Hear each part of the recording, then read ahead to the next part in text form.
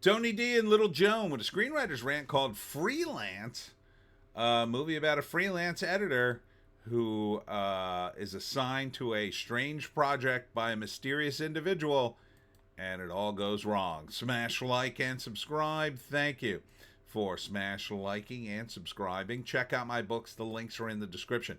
Comedy horror in South Jersey. It's the Pineys. Books 1 through 16 available at Amazon.com. Don't forget, Kindle Unlimited is free. I can 100% relate to this movie because I have done a ton of freelancing. Although my freelancing is writing, her freelancing is she is going to do video editing. So she is a freelancer, and like all freelancers, she's desperate for cash at some point in her life, and she's trying to get work, and she can't get any. And then she gets a mysterious offer from a mysterious client, which does happen to freelancers. I've ghostwritten stuff. I have no idea who my clients were. I wrote a bunch of stuff. And so she has to write, or not write, edit a bunch of videos. And of course, the videos are very dark. Disturbing things are happening in the videos, and she doesn't know if they're real or not. So, yeah. And then, things sort of escalate from there. It's a horror movie. It's kind of like they hired the editor for The Ring, almost. Now, I'll say this. It's a low-budget affair, and it's kind of a shame, because this actually is the sort of movie, and I very rarely say this, but a bigger budget definitely would have helped it, because they could have, you could do a lot with this concept, I think. But that being said, they're doing what they can, based on a very small cast and few locations, which is the hallmark of every low-budget feature. But, it's not so low budget that it looks low budget, if you know what I mean. It looks fine. Oh, the fonts. Written by Mike Gerbino and directed by John Balazas? I think. So, yeah, 100% I will watch this. All right, first act. The editor is struggling. She's working as a barista just to get by. Needs some work. Her boyfriend is not helping her out, which is fine. And so she is, beating the bushes online to get work. And she's offered a gig for $4,000. And she agrees to it. But she's a little worried about her client because he's very mysterious. So she gets a mysterious package with a videotape, puts it in, and all sorts of disturbing sequences are on it that she's supposed to edit together. Now, are they real? Is it part of a movie? She doesn't know. But slowly during the course of the movie, she begins to realize, this stuff is real.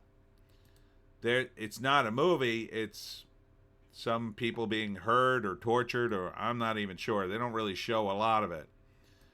So then she realizes that the people who sent her the videotape may be watching her, and she gets increasingly paranoid. But then it goes into a realm which I think is a bad idea, that the freelancer may be going insane and she may be imagining it. Or is it the people who sent her the videotape driving her insane for some reason? I don't know. I think that's probably the wrong way to go with it. I think 100% you could do an interesting movie about a freelance video editor who takes a gig and then sees something on the videotape that looks highly illegal and suspicious, wants to report it, but then won't get the money and is torn about that. And then, maybe takes the money the first time, even though she's a little suspicious, but she can't prove anything. She assumes it's a movie. Then she gets a follow-up tape and realizes, oh no, this is real. and I got to report these people, and then the people come after her. See, that to me would be where the budget should go up, where it should be like they're like hunting her down, breaking into her apartment. She's trying to escape. Maybe she's got some, she's got the videotapes, and now they're worried about her. But I don't know why you would involve a freelance editor on video that you taped an illegal act, though. Anything could happen. That's, totally out of your control. And then that you would then go after her. I would think the only way a criminal would use a freelance editor in that capacity, he would say to himself, well, there's nothing on the videotape that can connect me to the crime. So even if this person says no to video editing, I'll just disappear.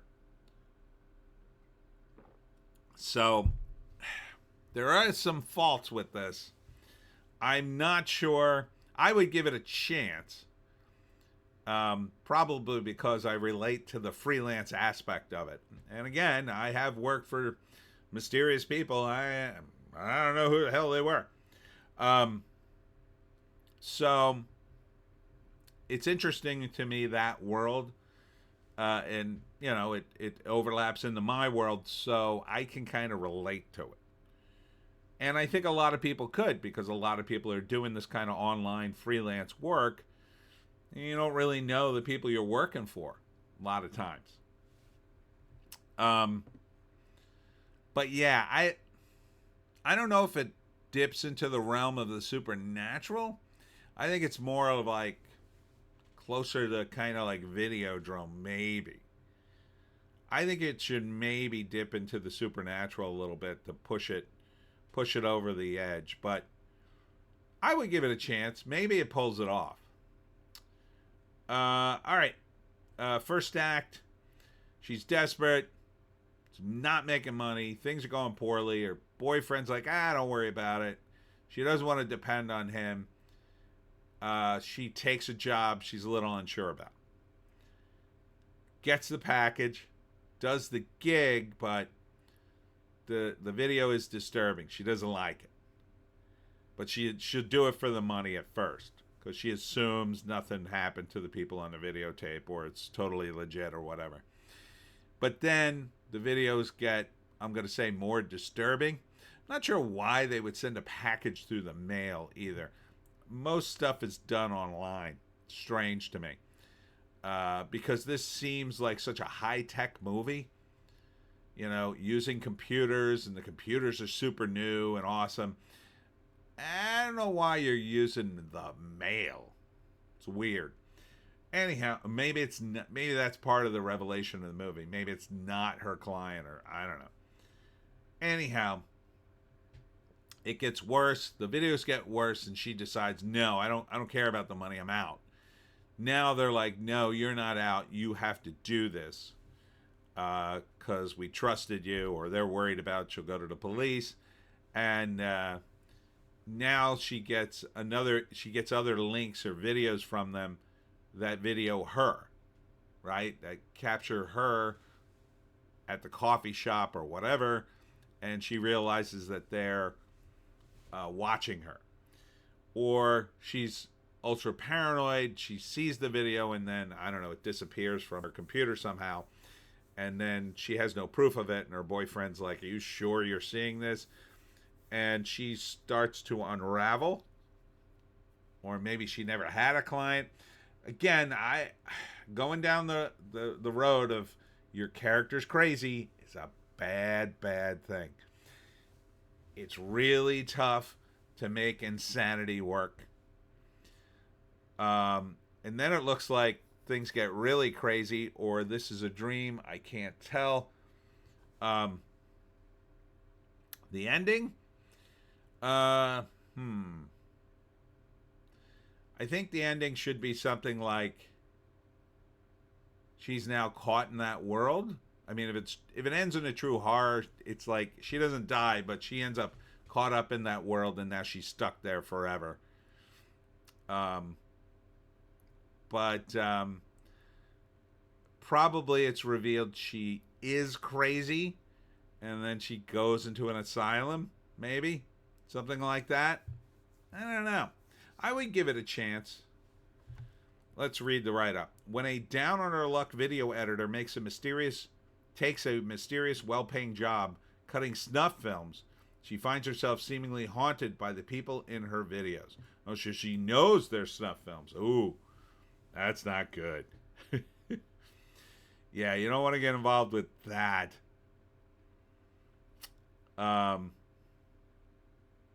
Yeah, that sounds dark. I would probably still give it a chance. If you like horror, I think it'll be appropriately full of horror. Seems pretty bloody, or bloody enough. But again, I think this could be a really good movie with a bigger budget. With a car chase and stuff like that, and a few more characters. But that being said, yeah, maybe. Anyhow, that's it for me, Tony D, and Little Joan. Check us out on the green site, the orange site, and the black site for more videos. I can't always publish all my thoughts here on the YouTube. I will be at the WildCon January 18th in Wildwood, New Jersey. So don't miss that. Hope to see you there. We'll see you tomorrow.